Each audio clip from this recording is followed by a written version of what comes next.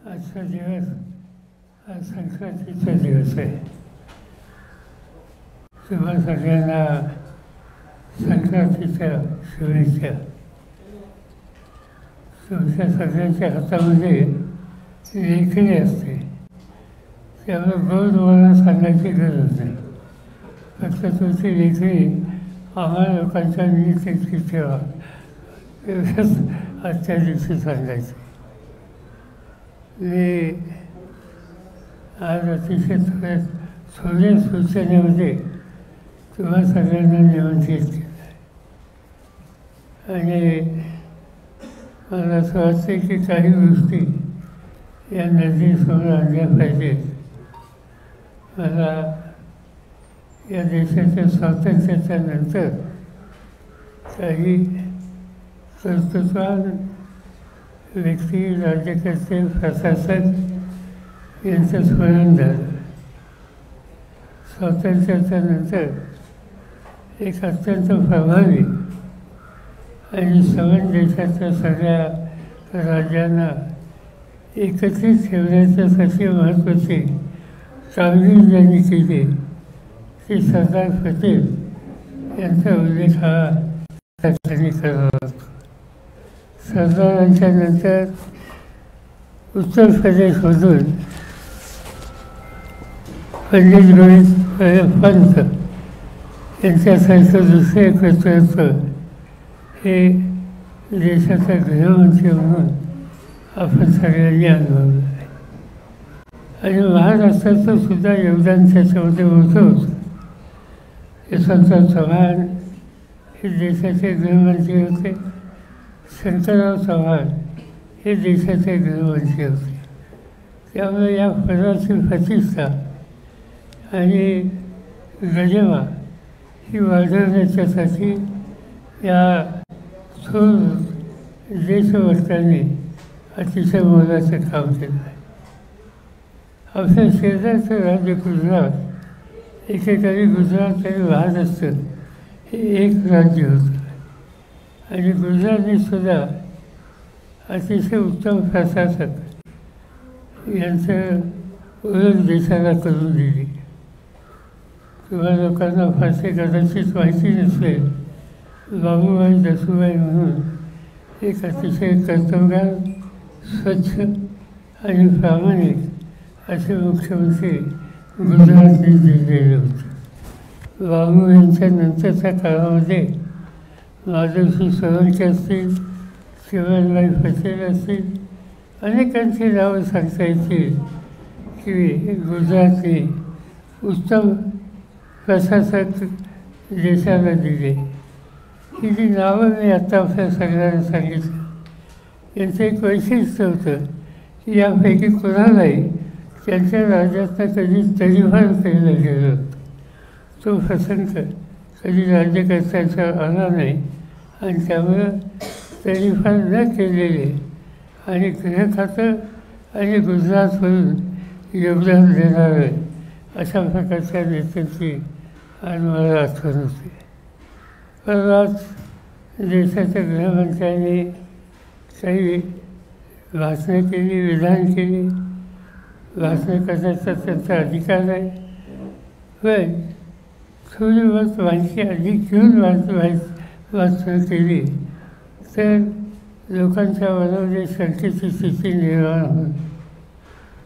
त्यांनी 1978 सालपासून माझी आठवण त्यांना झाली आणि 1958 सालापासून मी राजकारणात, प्रशासनात काय केलं त्याचा उल्लेख त्यांनी तिथे केला.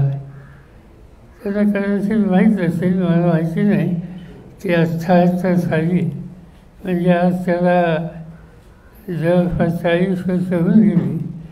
त्यावेळेला हे नक्की कुठे होते राजकारणाची मला माहिती नाही. पण 1978 साली मी राज्याचा मुख्यमंत्री होतो आणि माझ्या मंत्रिमंडळामध्ये जनसंघाचे नेते उत्तमराव पाटील, दुसरे नेते हर्षू अडवाणी, अकोल्याच्या डॉक्टर प्रमिलाताई चौफे असे अनेक कर्तृत्वान जनसंघाचे लोक माझ्या मंचमेळामध्ये होते आणि संबंध त्या 1978च्या पूर्ण सरकारचा जर तुम्ही माहिती घेतली किंवा वाचन केलं तर याच्या सगळ्यांनी महाराष्ट्राच्यासाठी एकच येऊन अतिशय चांगल्या प्रकारचं योगदान दिलं. आणि म्हणून मी मुख्यमंत्री असेल, उत्तमराव पाटील उपमुख्यमंत्री गृहमंत्री असेल, हर्षवर्धन नगर विकास खात्याचे मंत्री असतील, फडणराव तोफे ह्या आरोग्य खात्याच्या मंत्री असतील, असे अनेक लोक कर्तृत्ववान लोक आणि ज्यांची पार्श्वभूमी जनसंघाची आहे त्या सगळ्यांनी माझ्यासोबत काम केलं. आणि त्याच वेळेला संघटनेमध्ये आणखी 2 लोकांचे मला आठवण होते की त्यांनी संघटनेमध्ये राहून आमच्या सगळ्या कामामध्ये सहकार्य केलं. त्याच्यामध्ये वसंतराव भागवत आणि प्रमोद महाजन यांचा उल्लेख हा कथाक्षणी त्या ठिकाणी करावा. आणि त्यामुळं ही सगळी नेतृत्वाची फळी ही भाजपनं 1978च्या नंतरच्या काळामध्ये दिली.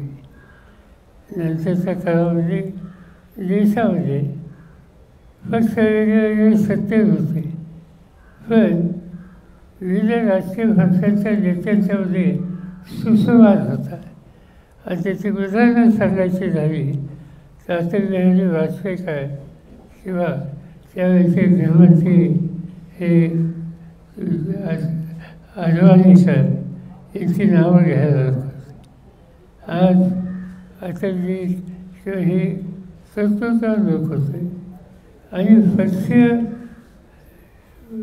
अतिरेकी भूमिका घेऊन त्यांनी कधी समाजकारण किंवा राजकारण केलं नाही. आणि त्याचे एकच उदाहरण सांगायचं झालं तर भूलचा भूकंप झाला आणि देशाच्या मुख्यमंत्र्यांची बैठक प्रधानमंत्र्यांनी बोलवली आणि त्या बैठकीमध्ये एक प्रश्न उपस्थित केला गेला की ही संकटं येतात, भूकंप होतात, अतिवृष्टीने महापुराने नुकसान होतं आहे, याची एक नीती देशात ठरवली पाहिजे. आणि त्याच्यामुळे अटल बिहारींनी देशाचं डिझास्टर प्लॅनिंग हे करण्याच्या संबंधीचं काम शरद पवारांच्या सोपावर कारण कोयनेचा मुंबईच्या व्यवस्था पुनर्वसनाचा असे काही अनुभव त्यांच्या पद्धतीत आहे. ही मतं त्या ठिकाणी अटलजींनी मांडली आणि शेवटी मी विरोधी पक्षात असताना मंत्र्याचा दर्जा देऊन ते काम माझ्याकडे सुपूर्द केलं. ही पार्श्वभूमी भाजपच्या नेत्यांच्यामध्ये आहे आणि त्या पार्श्वभूमीवर हल्लीच्या गृहमंत्र्यांनी अलीकडं ज्या सगळ्या जे काही व्याख्यान दिले, भाषण केले ते मी किंवा उद्धव ठाकरे यांच्याबद्दलचे जे काही उल्लेख केले त्याचा भाष्य न केलेलं बरं. कारण मराठीमध्ये एक काही म्हण आहे, मला काही आठवत नाही, कुठं इंद्राचा ऐरावत आणि कुठं कुणाची सत्ता नाही, तर त्याच्यामध्ये हे बसणारे हे घडतं. त्यामुळं त्याचं अधिक सांगायच्याबद्दलची काय आवश्यकता नाही. आता उद्धव ठाकरेंच्याबद्दल सुद्धा त्यांनी काय भूमिका घेतली ही सगळी लोकांनी मांडलेली आणि उद्धव ठाकरेसुद्धा त्याचा कधीतरी त्याच्याबद्दलचं त्यांचं मत सांगतील. पण मला हे माहिती आहे की हे ग्रस्त ज्यावेळेला गुजरातमध्ये राहू शकत नव्हते आणि त्यांना मुंबईमध्ये आश्रय देण्यात आला होता, त्यावेळेला बाळासाहेबांच्या घरी जाऊन या संदर्भात सहकार्य करावं अशा प्रकारची विनंती ही त्यांनी केली होती. याच्याबद्दलची अधिक माहिती माझ्यापेक्षा उद्धव ठाकरे सांगतील, त्यामुळं मी याच्याबद्दल अधिक काही सांगू इच्छित नाही. पण दुर्दैवानं एकंदर पातळी घसरली किती ही सांगायला मला वाटतं ही पुढे सुधारणा आहेत आणि त्यामुळं अशा व्यक्तीने जी काही विधानं केली त्यांची नोंद त्यांच्या पक्षातसुद्धा किती घेतील याचं मी भाषेने केलेलं होतं. याशिवाय तुम्हाला काही विचारायचं असेल तर आपण विचारू शकता.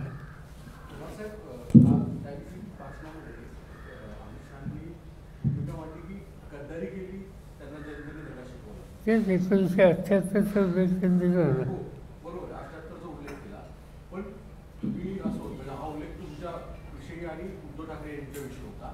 मुद्दा असा होता की तुम्ही काही जी कमिटमेंट केली होती ती पाळली नाही किंवा उद्धव ठाकरेंनी सुद्धा 2019ची कमिटमेंट पाळली नाही.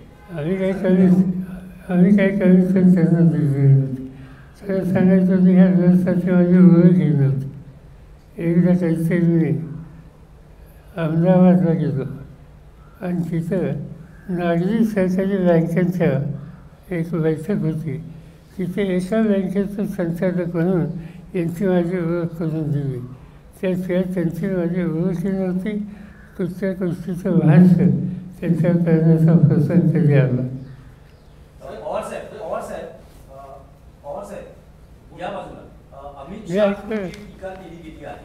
याआधी बघितलं तर लोकसभेमध्ये पंतप्रधानांनी भटकती आत्मा असा उल्लेख केला होता. त्यानंतर विधानसभा प्रचारामध्ये अमित शहांनी भ्रष्टाचाराचे शिरोमणी असा उल्लेख केला होता. आताही तुमच्यावर टीका झालेली आहे. तर या ज्या टीका तुमच्यावर सतत होत आहे, तर महाराष्ट्रात तुम्ही टीकेच्या रडारावर आहात, तुम्ही प्रमुख व्यक्ती आहात म्हणून होते, आणि आता पवारांना ही टीका इतकी जिव्हारी का लागली जेव्हा या सतत टीका होत्या? जिव्हारी काही लागली नाही. त्याचं काही फारसे जिव्हारी लागली असं नोंद घेणारी व्यक्तीच नाही आहे. त्याचं ती लेवलच नाही. प्रश्न तो नाही. प्रश्न एकच आहे, तुम्ही जे सांगितलं लोकसभेच्या निवडणुकीच्या वेळेला या लोकांची भूमिका मला वेगळी दिसत होती. लोकसभेचा निकाल काय लागला हा माहिती आहे. विधानसभेच्या निवडणुकीमध्ये त्यांनी त्यांच्या पक्षाने व्यक्तिगत तिथं कोणाला मी बोलत नाही, पण लोकसभेचा निकाल लक्षामध्ये घेऊन त्यांनी अधिक काळजी घेतली ही गोष्ट मान्य केली. मी धैर्य बोललेलं. सर, इंडिया अलायन्सला घेऊन आता सध्याची जी स्थिती आहे त्या स्थितीवरून सामनामधून रोज काहीतरी लिहिलं जात आहे. पुन्हा एकदा गरज आलेली आहे का की आपण मध्यस्थी करावी, आपण पुढे जावं? कारण ज्या पद्धतीनं दिल्लीमध्ये सुद्धा काँग्रेस आणि आप वेगवेगळे लढत आहेत, त्यावर राष्ट्रवादीचा काय स्टँड आहे? दोन गोष्टी आहेत की इंडिया आघाडीमध्ये ज्यावेळेला आम्ही सगळे एकत्र बसतो त्यावेळेला आमच्या देश पातळीवरच्या ज्या संघर्ष आहेत, निवडणूक आहेत, त्याच्यामध्ये एकत्र येण्याच्या उद्देशाचा विचार होता.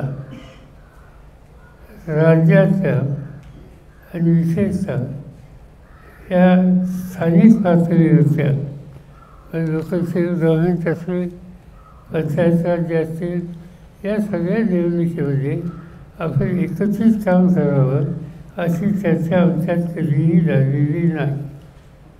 पण आता ज्या पद्धतीनं वृत्तपत्रांनी तिची नोंद घेतली, ही घेतल्याच्या नंतर कमीत कमी राष्ट्रीय पातळीवरच्या इश्यूच्यावर आपण एकत्र येण्याची जी भूमिका आहे त्याच्यात सातत्य ठेवण्याची आवश्यकता आहे. आणि तसा प्रयत्न माझ्याकडून या सगळ्यांना नियंत्रित करून केला जाईल. एक.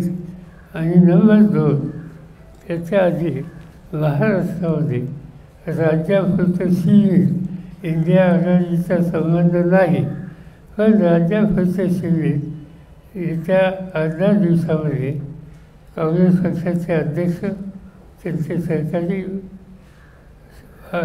शिवसेनेचे नेते उद्धव ठाकरे, त्यांचे सहकारी जयंत पाटील आणि आम्ही एकत्र बसून या सगळ्या गोष्टींचा विचार करून इथं काही वेगळी भूमिका घेता येईल का एकत्रित त्याच्याबद्दलचा विचार करणार.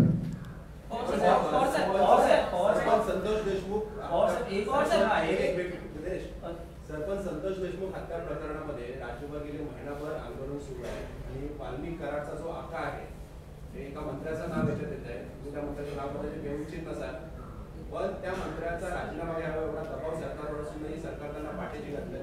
त्यांचे नेते जे आहेत अजित पवार ते त्यांना पाठीशी घालतात असं वाटतं का? असं आहे की ते संबंध स्वतःलाच थोडंसं चिंताजनक आहे. ज्या पद्धतीनं या तरुणाची हत्या केली गेली त्याच्यावर कोण योगत याबद्दलची जी चर्चा आहे आणि त्याची प्रचंड प्रतिक्रिया विशेषतः मराठवाड्याच्या काही जिल्ह्यात आहे. पहिल्यांदा त्या कुटुंबियांना वेतनाला वीज दिलं होतं, त्यांनाही वेतनाला वीज दिलं होतं, परभणीला वेतनाला वीज दिलं होतं आणि तिथं लोकांच्यात सर्वसामान्य लोकांच्यात जी मी प्रतिक्रिया पाहिली ती अतिशय चिंताजनक आहे.